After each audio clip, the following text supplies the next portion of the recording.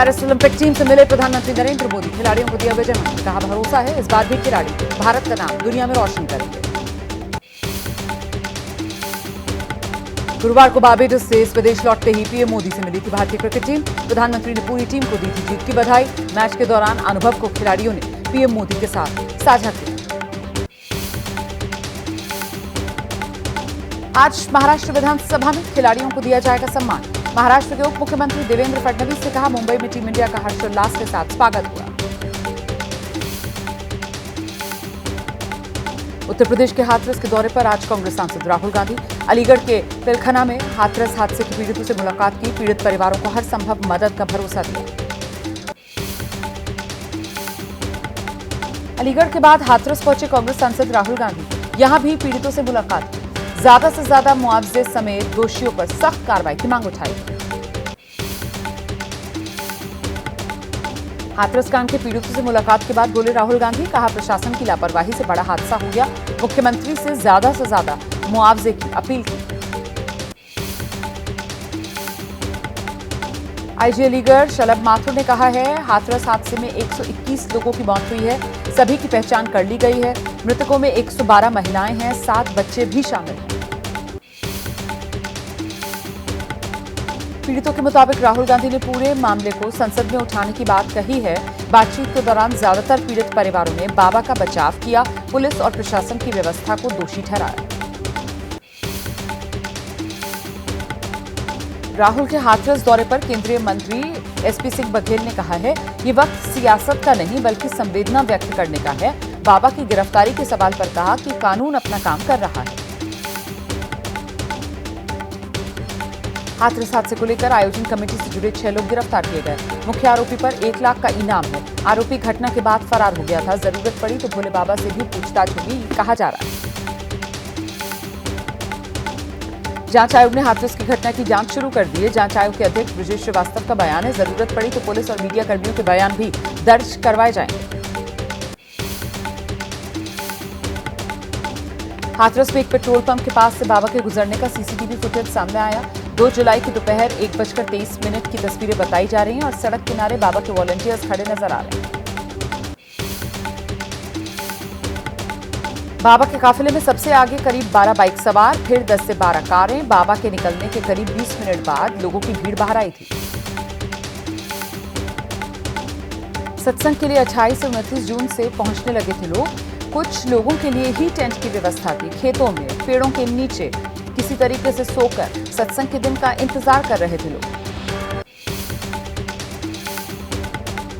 भोले बाबा पर मैनपुरी आश्रम के आसपास के ग्रामीणों ने लगाए आरोप। एक गांव के लोगों ने कहा, बाबा ढोंगी है, खुद को भगवान कहता है। फरुखाबाद में भोले बाबा ने कोरोना के दौरान भी कार्यक्रम किया था। दिसंबर 2021 में हुए कार्यक्रम में 50,000 श्रद्धालु पहुंचे थे। अव्यवस्था होने पर सिटी मजिस्ट्रेट ने पहुंचकर सत्संग पर रोक लगाई थी। बाबा दौसा के paper leak mafia Harshvardhan Meena के घर भी दरबार लगाता था। जहां लगता था बाबा का दरबार, वहां से मिले बड़ी संख्या में महिलाओं के फॉर्म और उनके आधार कार्ड। हाथरस घटना पर एसपी अध्यक्ष अखिलेश यादव का बयान, सरकार सिर्फ असली मुद्दा छिपाना चाहती है, जिम्मेदारियों से नहीं भाग सकती है सरकार।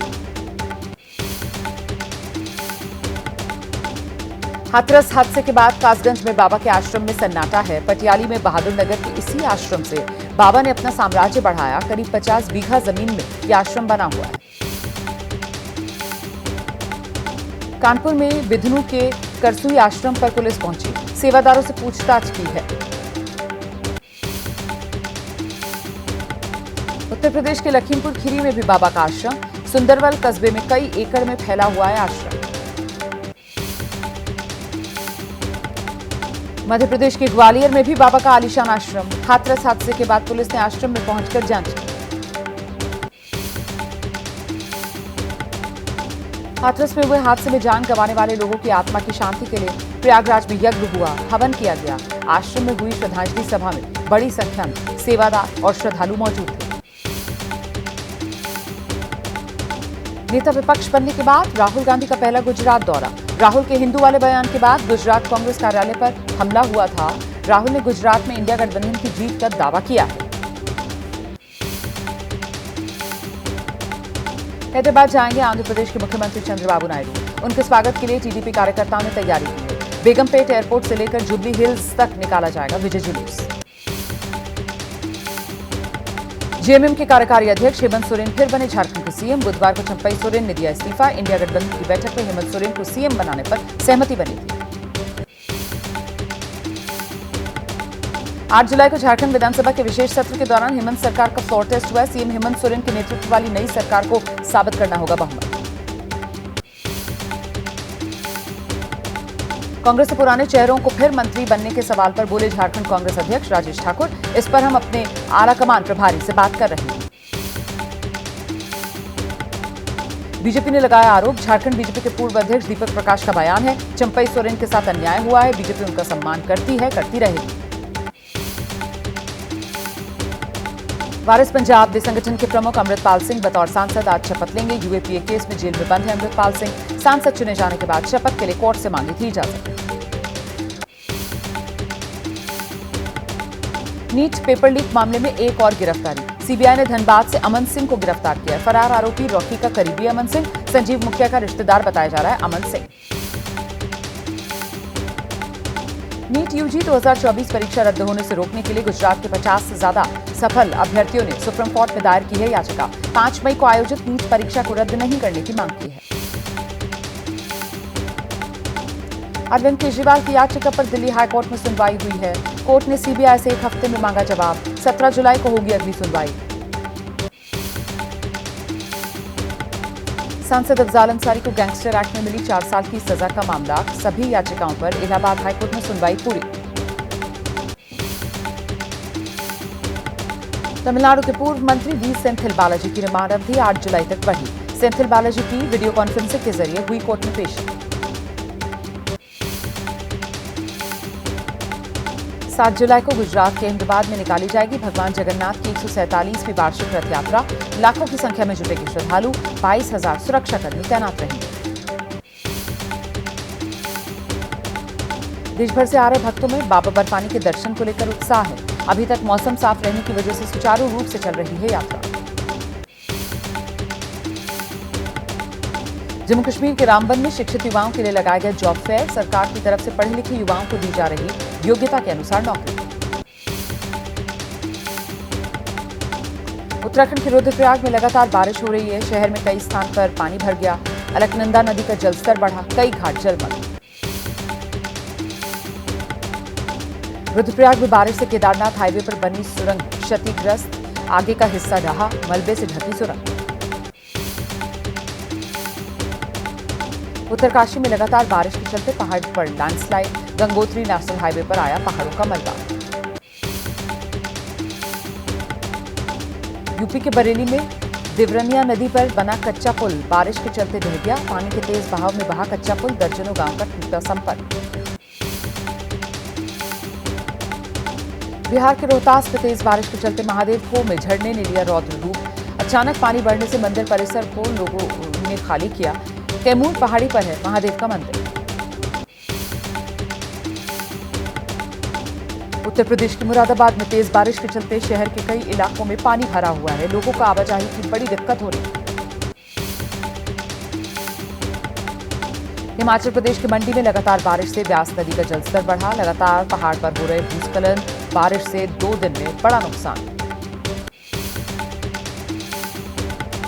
हिमाचल प्रदेश के कांगड़ा में बारिश के उफान की वजह से नदी नाले उफान पर हैं। नदियों में बढ़ा जलस्तर। पानी का बहाव तेज है। भूस्खलन और बारिश से हिमाचल प्रदेश की 115 सड़कें बाधित हुई। मंडी में 107 सड़कें बंद हैं। चंबा में 4, सोलन में 3, कांगड़ा जिले में 1 लिंक मार्ग बाधित। उत्तराखंड के कुमाऊं रीजन में मुसीबत बन सकती मानसून की बारिश। नैनीताल जिले में आज भारी बारिश का अलर्ट। देहरादून के गुच्चू पानी में भारी बारिश की वजह से बरसाती नदी में उफान आया। नदी पार करते हुए फंसे 10 लोग, जिनका एसडीआरएफ ने रेस्क्यू किया।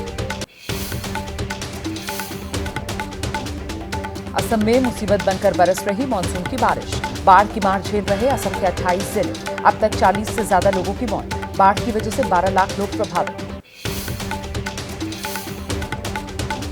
ओडिशा के कई इलाकों में मुसीबत लेकर आई मानसून की बारिश। भुवनेश्वर शहर में भारी बारिश की वजह से जल भराव। जम्मू कश्मीर के कई इलाकों में अभी भी हीट वेव चल रही है। गर्मी से राहत पाने के लिए नदी में छलांग लगाते नजर आ रहे हैं लोग।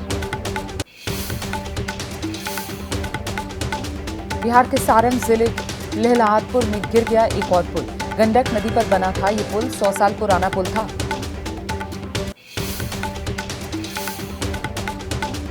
बिहार के छपरा में डबरा नदी पर बने पुल पर दरार आ गई। इसी साल बनकर तैयार हुआ है ये पुल, मतलब नया पुल है और अब ऐसी हालत कि कभी भी गिर सकता है ये पुल। बीते 15 दिन में बिहार में 10 पुल टूट चुके हैं। बारिश शुरू होते ही ध्वस्त होने की तेज हो गई है रफ्तार। केंद्रीय मंत्री जीतन राम मांझी ने साजिश बताते हुए जांच की मांग की।